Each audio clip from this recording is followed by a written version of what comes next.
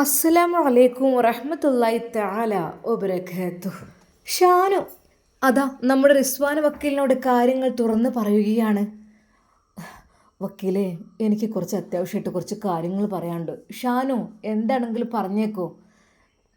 അത് എന്നോട് ക്ഷമിക്കണം, ഞാൻ ക്ഷമ ചോദിക്കുകയാണ്. എന്തിന്? എന്ത് കാര്യത്തിന്? എന്താ ഷാനു? ഏ ശരിക്കും റിസ്വാന വക്കീൽ അവനെ ആശ്വസിപ്പിച്ചു. എന്നോട് ക്ഷമിക്കണം വക്കീലേ, ഞാൻ വല്ലാത്തൊരു ചതിയനാണ്. ചതിയനോ? ഷാൻ എന്തൊക്കെയാണ് പറയുന്നത്? എനിക്ക് മനസ്സിലാകുന്നില്ല. അതെ, ഞാൻ ചതിയനാണ്. ഞാൻ നിങ്ങളെ കാണാൻ വേണ്ടി വന്നിരുന്നല്ലോ, ഞാനും ഉമ്മയും കൂടെ. ഓർക്കുന്നില്ലേ? ആ, ഓർക്കുന്നുണ്ട്. അതൊരിക്കലും എന്താ ഷാനു, എന്ത് കരയാതെ കാര്യം പറയൂ. ഷാനു വിതുമ്പിയായിരുന്നു. അതൊരിക്കലും എനിക്ക് വേണ്ടിയിട്ടായിരുന്നില്ല. അത് കേട്ട് റിസ്വാൻ വക്കീൽ ഒരു നിമിഷം ഞെട്ടിപ്പോയി. എന്താ ഷാനു, എന്താ പറഞ്ഞത്? എനിക്ക് മനസ്സിലായില്ല. എന്നെ കാണാൻ വന്നു, ശരി തന്നെയാണ്. ഉമ്മയും വന്നു, പിന്നെ ഇപ്പം എന്താ അതിനിടക്ക്? സത്യം പറഞ്ഞാൽ അവൻ്റെ ആത്മാഭിമാനം പണയം വെക്കുന്ന പോലെയായിരുന്നു. പക്ഷേ വക്കീൽ, അവരെന്നെ രക്ഷിച്ചതാണ്, എൻ്റെ ഉമ്മയെ രക്ഷിച്ചതാണ്.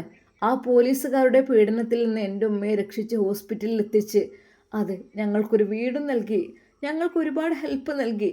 അത് എനിക്ക് വീട്ടാനുള്ള കടങ്ങളെല്ലാം വീട്ടി, ആ ഒരു ക്യാഷെല്ലാം അതിനു വേണ്ടി തന്ന്, അത്രക്കും ഒരു ജീവിതത്തിൽ ഒരാൾക്ക് എന്തെല്ലാം ചെയ്തു കൊടുക്കും അതെല്ലാം ചെയ്തവരാണ് റിസ്വാൻ വക്കീൽ. പക്ഷേ ഇവിടെ ഇത്ര നല്ല മനസ്സിനുടമയായിരുന്നെന്ന് അറിഞ്ഞിരുന്നില്ല. അങ്ങനെയാണെങ്കിൽ ഒരിക്കലും അതിന് കൂട്ടു നിൽക്കില്ലായിരുന്നു. എന്താ ഷാനു, എന്താ പറയുന്നത്? എനിക്ക് മനസ്സിലായില്ല കേട്ടോ. അതെ, ഞാൻ ചതിക്കായിരുന്നു എന്നെ വക്കീലേ, ഞാൻ ചതിക്കായിരുന്നു.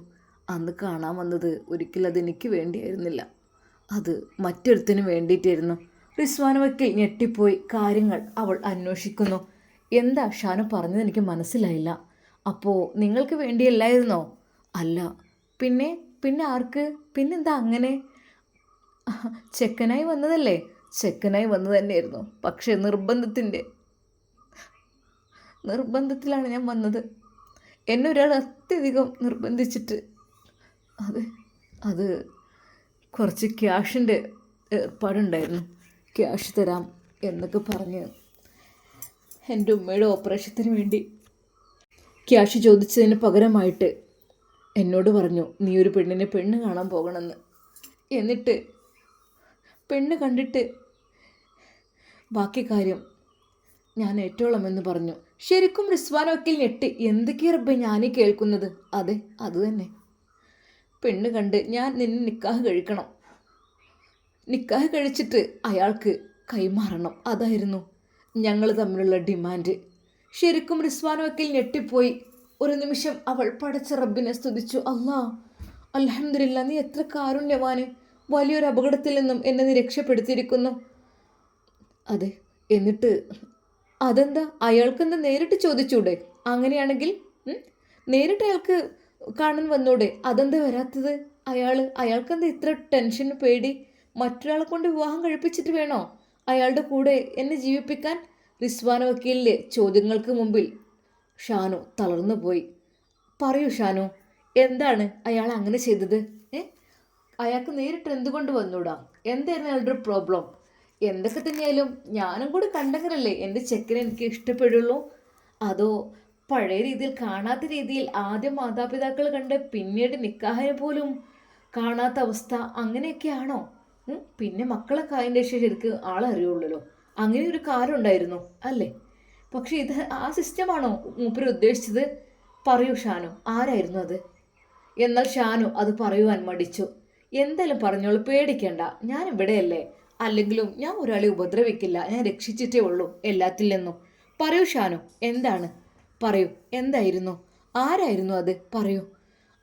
റിസ്വാൻ വക്കീൽ വീണ്ടും നിർബന്ധിക്കുകയാണ്. എന്നാൽ ഒരു പക്ഷെ ആ പേരെങ്ങാനും ഞാൻ പറഞ്ഞു കഴിഞ്ഞാൽ എന്നവൻ വെച്ചേക്കില്ല, കൊന്നുകളയുമായിരിക്കും. അതുകൊണ്ട് തന്നെ റഹ്മാനെ, എനിക്ക് പറയാതിരിക്കാനും കഴിയുന്നില്ലല്ലോ അല്ലാ എന്ന് അവൻ വിചാരിക്കുകയാണ്. എന്തായാലും വേണ്ടില്ല, ഏറിയൊന്ന മരണല്ലേ, അത് സാരല്ല, മരണം നമുക്ക് ജീവിതത്തിൽ പറഞ്ഞതാണ് അല്ലേ? അതുകൊണ്ട് തന്നെ എൻ്റെ റഹ്മാനെ, അവനത് തുറന്നു പറയുകയാണ്.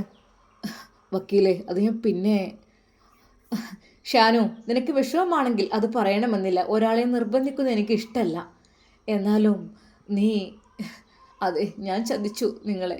ഞാൻ ചതിക്കുകയായിരുന്നു മറ്റൊരാൾക്ക് വേണ്ടി നിങ്ങളെ കാണാൻ വന്ന്. ഓ, അങ്ങനെ സാരല്ല.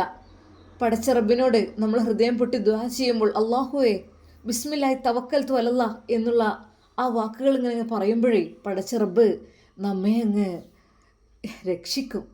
അത് എല്ലായിടത്തുനിന്നും അങ്ങനെ തന്നെ. തവക്കൽതു അലല്ലാഹ്, അല്ലാഹുവേ നീ എൻ്റെ എല്ലാ കാര്യങ്ങളും നീ ഏറ്റെടുക്ക് റഹ്മാനെ എന്ന് പടച്ച റബ്ബിനോട് പ്രാർത്ഥിച്ചു കഴിഞ്ഞാൽ പടച്ച റബ്ബ് അതൊരിക്കലും കേൾക്കാതിരിക്കില്ല എന്നതിന് ഉത്തമ ഉദാഹരണം കൂടിയാണ് ഇതെല്ലാം. ഷാനു, നിനക്ക് പറയാൻ ബുദ്ധിമുട്ടാണെങ്കിൽ പറയണമെന്നില്ല, എങ്കിലും അള്ളാഹു കാത്ത് രക്ഷിച്ചല്ലോ. അല്ല, ബുദ്ധിമുട്ട് ഇല്ല, എന്നാലും എനിക്ക് അത് ഷാനു ആരെയോ ഭയക്കുന്നുണ്ട്. അതെ, എന്തിനാണ് ഭയക്കുന്നത്? അത് എനിക്ക്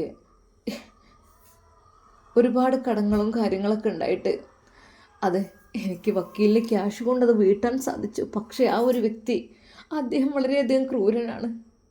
അദ്ദേഹം ശരിയല്ല. പറയൂ ഷാനു, എന്താണെങ്കിലും പറയോ. ഇൻഷാ അല്ലാ ഒരു കൗൺസിലിംഗ് കൂടി നിനക്ക് വെക്കാറുണ്ട്. അതനുസരിച്ച് നമുക്ക് മുന്നോട്ട് പോകണം. അതിനു മുമ്പായിട്ട് പറയാൻ പറ്റുന്നുണ്ടെങ്കിൽ മാത്രം പറയൂ കേട്ടോ. ഞാൻ ഒരിക്കലും നിർബന്ധിക്കില്ല. അത് നിൻ്റെ മനസ്സ് എപ്പോഴാണ് അതിന് തോന്നുന്നത് അതിനു വേണ്ടി ആ സമയത്ത് പറയാം. അല്ലാതെ ഞാൻ നിർബന്ധിച്ച് പറയിപ്പിക്കുന്നൊന്നും ശരിയല്ലല്ലോ. പക്ഷേ തനിക്ക് ഇത്രയ്ക്കും സഹായം ചെയ്ത ഒരാളെ ഞാൻ ചതിക്കുന്നത് ശരിയല്ല. അവൻ രണ്ടും കൽപ്പിച്ചത് പറയുന്നു വക്കീലേ. അതെ, നിങ്ങളെ വിവാഹം കഴിക്കുവാനും അവനക്ക് വേണ്ടി നൽകുവാനും ആവശ്യപ്പെട്ടത് മറ്റാരുമായിരുന്നില്ല, ജസീർ. അത് കേട്ട് നിമിഷം തന്നെ അതാ അവൾ ഞെട്ടിത്തെറിച്ചു പോയി. പടച്ച റബ്ബേ, അല്ലാ, അതെ, ആ ഒരു പെൺകുട്ടിയുടെ ഭർത്താവായിരുന്ന ജസീർ, സഫീറിനെ ജയിലിൽ കൊടുക്കിയ ജസീർ, അതെ, എന്നെ അന്ന് റൂമിലിട്ട് പൂട്ടി വായയിൽ സീല് വെച്ച കൈകൾ കെട്ടിയിട്ട ജസീർ, അവൻ എന്തിനാണ് എന്നെ അവൻ എന്തിനായിരിക്കും എന്നെ അവനെന്നെ എന്തിനായിരിക്കും ഉപദ്രവിക്കാനോ കൊല്ലാനോ ഒരിക്കൽ പോലും സ്നേഹം നൽകാനാവില്ല. എന്നെ കൊല്ലാനായിരിക്കും. സ്വന്തം ഭാര്യയുടെ കാലുകൾ ഒടിച്ചിട്ട വ്യക്തിയാണ്. സ്വന്തം അനിയനെ ജയിലിൽ കയറ്റിയ വ്യക്തിയാണ്. സ്വന്തം ഉമ്മയോട് വഴക്ക് കൂടുന്ന വ്യക്തിയാണ്. അവനാണോ എന്നെ? ശരിക്കും റിസ്വാന വക്കീലിന് ഉത്തരമുണ്ടായിരുന്നില്ല, മിണ്ടാട്ടമുണ്ടായിരുന്നില്ല. എന്നാൽ അതാ അവൻ ചോദിക്കുകയാണ്, വക്കീൽ, എനിക്ക് നിങ്ങളോട് പറയാതിരിക്കാൻ കഴിയില്ല. കാരണം എനിക്ക് എന്ത് ഞാൻ ചെയ്യാം? എനിക്ക് ഒന്നും ചെയ്യാത്ത അവസ്ഥയാണ്. എൻ്റെ പ്രാരാബ്ദങ്ങൾ, ബുദ്ധിമുട്ടുകൾ, എൻ്റെ കടങ്ങൾ അതെല്ലാം ഉണ്ടായിട്ട് അവനെ ആശ്രയിക്കേണ്ടി വന്നു. പക്ഷേ അവൻ എന്നോട് ക്ഷമിക്കണം റിസ്വാന വക്കീൽ. ഞാൻ കരുതിക്കൂട്ടി തന്നെയായിരുന്നു അന്ന് വന്നത്. എന്നോട് പറഞ്ഞു ഉമ്മയുടെ ഓപ്പറേഷന് ക്യാഷ് വേണമെങ്കിൽ ഇത് ചെയ്യണമെന്ന് പറഞ്ഞു. പക്ഷേ വക്കീൽ, എനിക്കൊരു കാര്യം കൂടി പറയാനുണ്ട്. അതെ, നിങ്ങൾ തന്ന ആ ഷെൽഫിലായി ക്യാഷ് എടുത്ത് ഞാൻ പണം അടച്ചു. പക്ഷേ അവനിപ്പോഴും എന്നോട് പകയാണ്, ദേഷ്യമാണ്. അവൻ എന്നോട് പറയുന്നത് ഇങ്ങനെയാണ്, എൻ്റെ ആഗ്രഹം ഒരിക്കലും എനിക്ക് പണത്തിനല്ല ആഗ്രഹം. പണം എന്ന് വെച്ചാൽ അതിൻ്റെ അടുത്തൊരു ഇഷ്ടം പോലെയുണ്ട്, കോടിക്കണക്കിന്. പക്ഷേ എനിക്ക് ആ പെണ്ണിനെയാണ് ആവശ്യം, ആ ഒരു റിസ്വാന വക്കീലിനെ. അവളെനിക്ക് കിട്ടണം. അതാണ് ഞാൻ ആഗ്രഹിക്കുന്നത്. അതിനേക്കാൾ വേറൊന്നും ഞാൻ ആഗ്രഹിക്കുന്നില്ല. അവളെയാണ് എനിക്ക് വേണ്ടത് എന്നാണ് പറയുന്നത്. ഞാൻ എന്ത് ചെയ്യും വക്കീലെ? ഞാനും അവനും വഴക്കിലാണ്. എന്നെ കൊല്ലുമെന്ന് പറഞ്ഞ് നടക്കുകയാണ്. ഞാൻ എന്ത് ചെയ്യാം? എന്നാൽ റിസ്വാന വക്കീലിൻ്റെ കാര്യങ്ങളെല്ലാം മനസ്സിലായി. ഷാനു, നീ ഭീഷണിയിൽ പെട്ട് കിടക്കുകയാണ് അല്ലേ? അതുകൊണ്ടായിരിക്കും ഈ ഒരു പ്രവൃത്തിയൊക്കെ ചെയ്യാൻ നിന്നെ പ്രേരിപ്പിച്ചത് അല്ലേ? സത്യമായിട്ടും എന്നെ എൻ്റെ ഉമ്മയും പറഞ്ഞത് തീരെ സംശയം തോന്നുന്നില്ലല്ലോ അതിന് വേണ്ടിയിട്ട്. പിന്നെ നിങ്ങളുടെ ഉപ്പയോടുള്ള സംസാരിക്കൽ അതൊക്കെ എന്നെ കൊണ്ട് ചെയ്യിപ്പിക്കുന്നതാണ്. എന്നാൽ റിസ്വാന വക്കീലിൻ്റെ മനസ്സിൽ പല പല ചിന്തകൾ വരികയാണ്. ഷാനു, ഭയക്കണ്ട. നീ എന്തൊക്കെ തന്നെയാലും ഇൻഷാ അല്ലാ ഇതെല്ലാം ഓപ്പണായി പറഞ്ഞല്ലോ, അതിന് സ്പെഷ്യൽ താങ്ക്സ്. ഉള്ളിൽ വെച്ചിരുന്നെങ്കിൽ ഒരു പക്ഷേ എൻ്റെ പ്രിയപ്പെട്ട മാതാപിതാക്കൾ ഇതറിയില്ല. എൻ്റെ പിതാവ് എത്ര പ്രതീക്ഷയോടെയാണ് ഈ ഒരു വിവാഹത്തിന് വേണ്ടി കാത്തിരുന്നതെന്നോ. അതെ, ഞാൻ കരുതി എൻ്റെ മാതാപിതാക്കൾക്ക് വേണ്ടിയിട്ടെങ്കിലും എൻ്റെ ഇഷ്ടങ്ങൾ ഒഴിവാക്കാമെന്ന് ഞാൻ ചിന്തിച്ചതാണ്. എന്നാലും അൽഹംദുലില്ലാ, അള്ളാഹു അറിയിച്ചു തന്നല്ലോ, അതും വലിയൊരു കാര്യം തന്നെ. ഷാനു, ഭയക്കണ്ട. തവക്കൽത്തു അലല്ലാ. എന്ത് ഹെൽപ്പ് വേണമെങ്കിൽ ഉമ്മാക്കും നിങ്ങൾക്കും ഞാൻ ചെയ്തു തരും ഇൻഷാ അല്ലാ. ഒരാളെയും പേടിച്ച് ജീവിക്കേണ്ട ആവശ്യമില്ല. എന്താ, അവിടേക്കെങ്ങാനും അവന് വന്നോ? ഇല്ല, ഇവിടേക്ക് എത്തിയിട്ടില്ല. ഇത് മാഡത്തിന് വീടാണെന്ന് അതൊന്നും എനിക്കറിയില്ല. പക്ഷേ അവൻ വരാതിരിക്കില്ല. എപ്പോഴും ഒരു സേഫ്റ്റി ഉമ്മയെ നല്ല രീതിയിൽ കരുതണം കേട്ടോ. എപ്പോഴും വാതിലടച്ചിട്ട് പുറത്ത് പോകാവൂ. എന്തൊക്കെ തന്നെയല്ലോ ഗുണ്ടായിസം കളിച്ച് നടക്കുന്ന ആളല്ലേ. അതുകൊണ്ട് തന്നെ നാം എല്ലാവരും പേടിക്കുക തന്നെ വേണം. എന്നാൽ തൻ്റെ പ്രിയപ്പെട്ട പിതാവിനോടിത് പറയുമ്പോൾ ആ പിതാവിൻ്റെ മനസ്സ് വല്ലാതെ വേദനിക്കും. തൽക്കാലം പറയണ്ട, അതവിടെ വെക്കാം. എൻ്റെ പിതാവിൻ്റെ മനസ്സ് വേദനിപ്പിക്കാൻ പാടില്ല ഒരിക്കൽ പോലും. എനിക്ക് വേണ്ടി അത്രക്കും കഷ്ടപ്പെട്ടതാണ് എൻ്റെ ഉപ്പ. അതുമാത്രമല്ല, എനിക്ക് വേണ്ടി സ്നേഹം മുഴുവൻ കോരിത്തരുന്ന വ്യക്തിയാണ്. അദ്ദേഹത്തെ വിഷമിപ്പിക്കുവാൻ ഞാൻ ആഗ്രഹിക്കുന്നില്ല. എന്നാൽ ഈ സമയം അതാ നമ്മുടെ ഹാദിയയുടെ വീട്ടിൽ ഹാദിയ വീൽ ചെയറിൽ തന്നെ തുടരുകയാണ്. ഹാദിയയുടെ ഉപ്പാക്ക് ഇടയ്ക്കിടെ ആഷി ഉസ്താദ് വിളിക്കും. ഹലോ ഉപ്പ, എങ്ങനെയുണ്ട് മോനെ? അൽഹംദുലില്ലാ, അങ്ങനെ പോകുന്നുണ്ട്. പക്ഷേ എന്താ ഒരു പക്ഷേ? ആദ്യമൊക്കെ എന്തെങ്കിലും? ഇല്ല, അവൾ കുഴപ്പമൊന്നുമില്ല. ഞാൻ ഒരു കാര്യം, എൻ്റെ കുട്ടിക്ക് പഠിക്കാൻ ആ കാര്യത്തിലാണ് കുറച്ചൊരു ടെൻഷനുള്ളത്. ഇൻഷാ അല്ലാ ഞാൻ നോക്കട്ടെ. പറ്റുമെങ്കിൽ ഒരു ഓൺലൈൻ ക്ലാസ്, അല്ലാതെ നമ്മുടെ ഹബീബ് ഉസ്താദിൻ്റെ ക്ലാസ്സിലേക്കൊന്നും വിടാൻ പറ്റില്ലല്ലോ. അവൾ വീൽ ചെയറിൽ നടക്കുന്ന കുട്ടിയായതുകൊണ്ട്. മോനെ, എന്താ ചെയ്യുക? എൻ്റെ കുട്ടിക്ക് പഠിക്കണം എന്നുള്ള ആഗ്രഹം നല്ലോണമുണ്ട്. എന്താപ്പം ചെയ്യുക? എൻ്റെ കുട്ടിക്ക് പഠിക്കണം. എത്ര ഓൺലൈൻ ക്ലാസ് വെച്ചാലും എൻ്റെ കുട്ടി പറയുന്നത് ക്ലാസ്സിൽ പോയി പഠിക്കുന്ന ആ ഒരു സുഖമൊന്നും കിട്ടൂലല്ലോ. അതെ, അവളുടെ കാലുകൾ കാണുമ്പോൾ എനിക്ക് സങ്കടം തോന്നുന്നു. ഒരു കുഴപ്പമില്ലാത്ത കാലുകളായിരുന്നു. എൻ്റെ കുട്ടിക്ക് ഒരുപാട് പഠിക്കണം, ഇൽമ പഠിക്കണം എന്ന് നല്ല ആഗ്രഹമുണ്ട്. എന്താപ്പം ചെയ്യുക? അല്ലാം അള്ളാഹുവിൻ്റെ വിധി എന്ന് തന്നെ പറയാം. ഉപ്പ, അവളുടെ കൈകളിലൊന്ന് ഫോൺ കൊടുക്കുമോ? മോനെ കൊടുക്കാം. മോളെ, ഇതാ മോളുടെ ആഷി ഉസ്താദ് വിളിക്കുന്നു. അങ്ങനെ അതാ അവൾ ഫോൺ വാങ്ങുന്നു. ഹലോ മോളെ, അസ്സലാമു അലൈക്കും. ഉസ്താദിൻ്റെ കുട്ടിക്ക് കുഴപ്പമൊന്നുമില്ലല്ലോ? ഇല്ല ഉസ്താദേ. എന്നാൽ അവൾ കരയുകയായിരുന്നു. എന്തു പറ്റി മോളെ? ഉസ്താദേ, എനിക്ക് പഠിക്കണം ഉസ്താദേ. ഒരുപാട് പഠിക്കണം.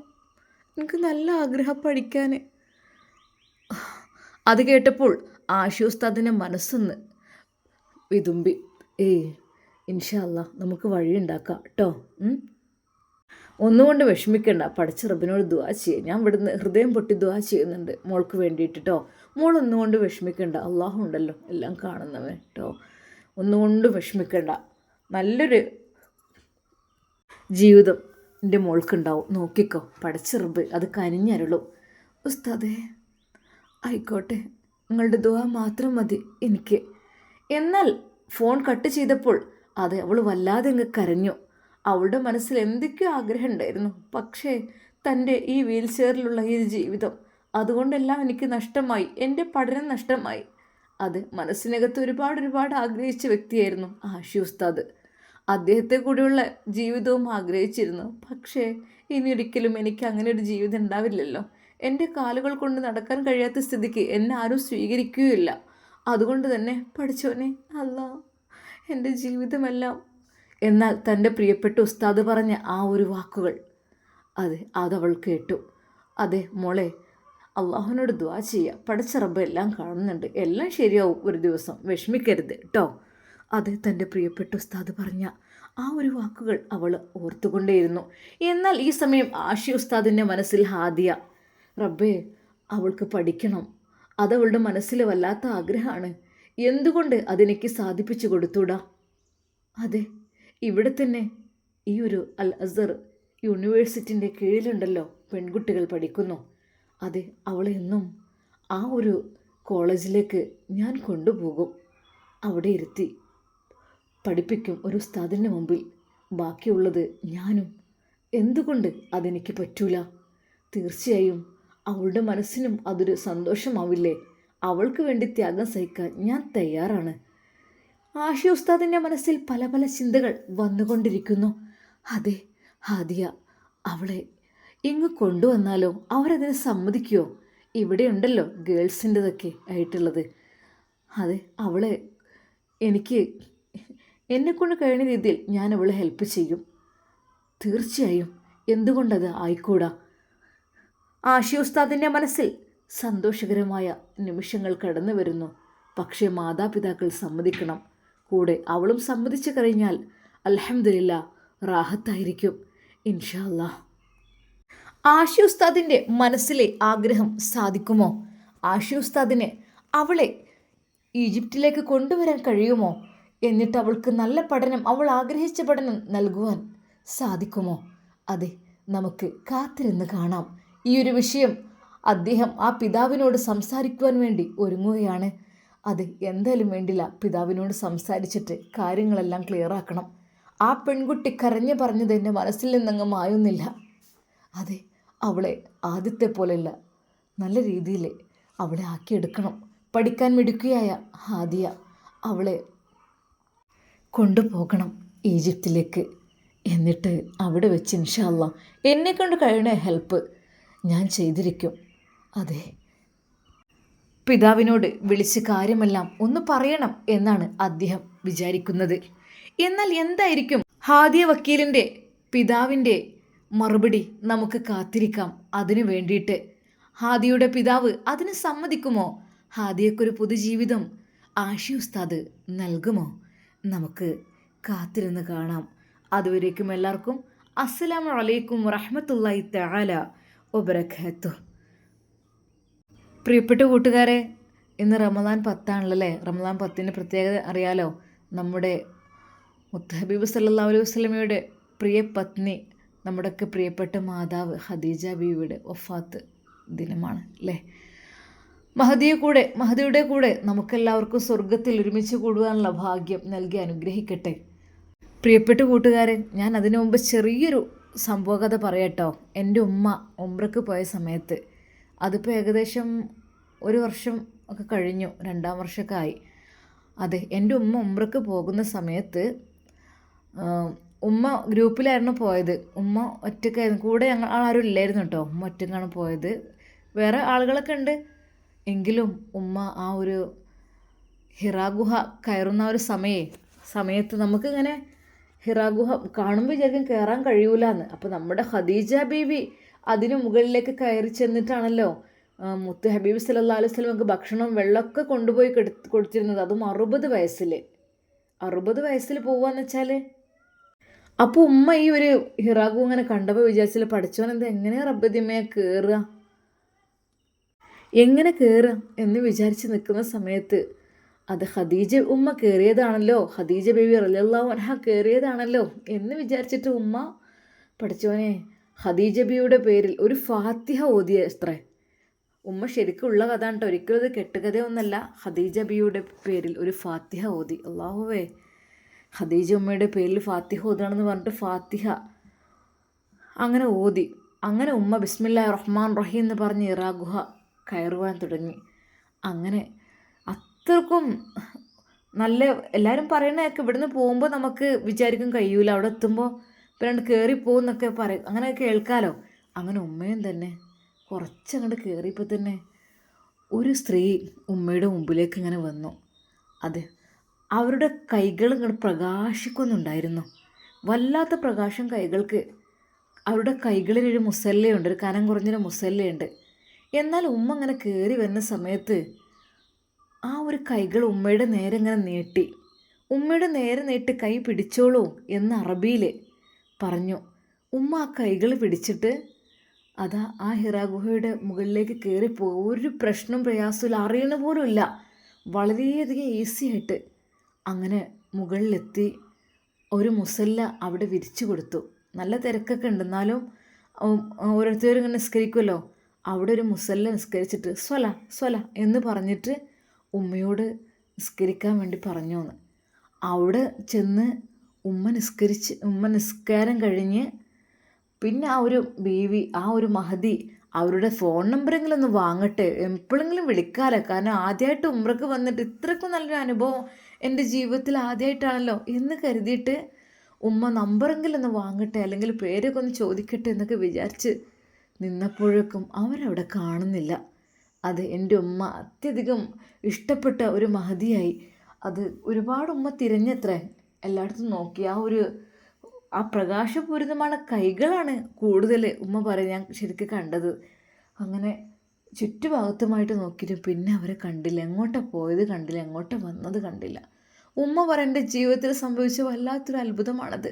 ഖദീജ ബീവിയുടെ പേരിൽ ഫാത്തിഹ ഓതിയാൽ, എന്തെങ്കിലുമൊക്കെ നമ്മുടെ മനസ്സിൽ നിയത്ത് വെച്ച് ചെയ്താൽ അത് വളരെയധികം പവർഫുള്ളാണെന്ന് ഉമ്മാക്ക് ആ നിമിഷം മനസ്സിലാവുകയാണ്. കാരണം ഖദീജ ഉമ്മ കയറുന്ന ആ ഒരു മലയാണത് അല്ലേ. നമ്മുടെ മുത്ത് ഹബീബ് സല്ലല്ലാഹു അലൈഹി വസല്ലം വഹി ഇറങ്ങുന്ന സമയത്തൊക്കെ ഹബീബിനെ സാന്ത്വനമായിരുന്നത് പുതപ്പിട്ട് മൂടൂ ഖദീജ, ചേർത്തൊന്നണയ്ക്കൂ ഖദീജ എന്ന് പറഞ്ഞ് ഹബീബിനെ അത് വളരെയധികം സാന്ത്വനമായ തണലായ ഹബീബ് സല്ലല്ലാഹു അലൈഹി വസല്ലമക്ക് എന്ത് പറഞ്ഞെന്നോ, ഞാൻ ഈ ദുനിയാവിൽ എന്ത് അള്ളാഹു എനിക്ക് തരാമെന്ന് ആവശ്യപ്പെടുകയാണെങ്കിലും ഞാൻ ആവശ്യപ്പെടുന്ന ഒരേ ഒരു വ്യക്തി എൻ്റെ ഖദീജയായിരിക്കുന്ന നമ്മുടെ ഹബീബ് സല്ലല്ലാഹു അലൈഹി വസല്ലം പറഞ്ഞത്. അതെ, എല്ലാ നിലക്കും എല്ലാത്തിനും തന്നെ സംരക്ഷിച്ച, എല്ലാ കാര്യത്തിനും താങ്ങായും തണലായി നിന്ന ഖദീജ ബീവി അവരുടെ വഫാത്ത് ദിനമാണിന്ന്. അപ്പോൾ എല്ലാവരും നമുക്ക് അവരുടെ പേരുള്ള യാസീൻ ഓതുക, ഒന്നും കഴിഞ്ഞില്ലെങ്കിൽ ഒരു ഫാത്തിഹയെങ്കിലും ഓതുക. അള്ളാഹു സുബ്ഹാനഹു വ തആല നമുക്കൊക്കെ അവരുടെ കൂടെ സ്വർഗത്തിൽ കഴിയാനുള്ള ഭാഗ്യം നൽകി അനുഗ്രഹിക്കട്ടെ, ആമീൻ. പിന്നെ ഉമ്മയുടെ ആ അനുഭവം ഉമ്മ എന്നോട് അപ്പം തന്നെ അത് പറഞ്ഞിട്ട്, അതിന് മുമ്പൊരിക്കൽ ഞാൻ പറഞ്ഞിരുന്നു എന്തൊക്കെ തന്നെ അൽഹംദുലില്ലാ അത് കേട്ടപ്പോൾ വല്ലാത്ത സന്തോഷം. പക്ഷെ ഉമ്മ പിന്നെ അവരെ കണ്ടില്ല എന്നാണ് പറഞ്ഞത്. ഉമ്മ പറയാം എന്ത് അത്ഭുതം സംഭവിച്ച് എനിക്കറിയുന്നില്ല. ഉമ്മ കരയുകയായിരുന്നു. അതെ, ബിസ്മില്ലാഹി തവക്കൽതു അലല്ലാഹ് എന്ന് പറഞ്ഞ് അള്ളാഹുവിനെല്ലാം വരമേൽപ്പിച്ച് നമ്മൾ എന്തിനു വേണ്ടി ഇറങ്ങിത്തിരിക്കുകയാണെങ്കിലും അതെ, ആരുടെയെങ്കിലൊക്കെ സഹായം നമുക്ക് അള്ളാഹു നൽകും. സത്യം പറഞ്ഞാൽ ആ പ്രകാശപൂരിതമായ കൈകൾ ആരുടേതായിരുന്നു എന്നുള്ള കാര്യത്തിൽ ഉമ്മാക്ക് എപ്പോഴും അതിനെക്കുറിച്ച് ആ ഒരു സ്വപ്നം മനസ്സിലുണ്ട്. റബ്ബേ, അള്ളാഹുവേ, ഞങ്ങളെല്ലാവരെയും നീ കാത്തുരക്ഷിക്കണേ റഹ്മാനെ. അതെ, പരിശുദ്ധമാക്കപ്പെട്ട മക്കയിൽ പോകാനും മദീനയിൽ പോകുവാനും അതെ ഇറാ ഗുഹയിൽ കയറുവാനും മുത്ത് ഹബീബ് സല്ലല്ലാഹു അലൈഹി വസല്ലമയുടെ റൗള ഷരീഫിൻ്റെ ചാരത്ത് പോയി അസ്സലാത്തു വസ്സലാമു അലൈക യാ സയ്യിദി യാ റസൂലല്ലാഹ് എന്ന് പറയുവാനും ഉള്ള ഭാഗ്യം നമുക്ക് എല്ലാവർക്കും അള്ളാഹു നൽകി അനുഗ്രഹിക്കട്ടെ, ആമീൻ യാ റബ്ബൽ ആലമീൻ. അസ്സലാമു അലൈക്കും വറഹ്മത്തുള്ളാഹി തആല വബറകാതുഹു.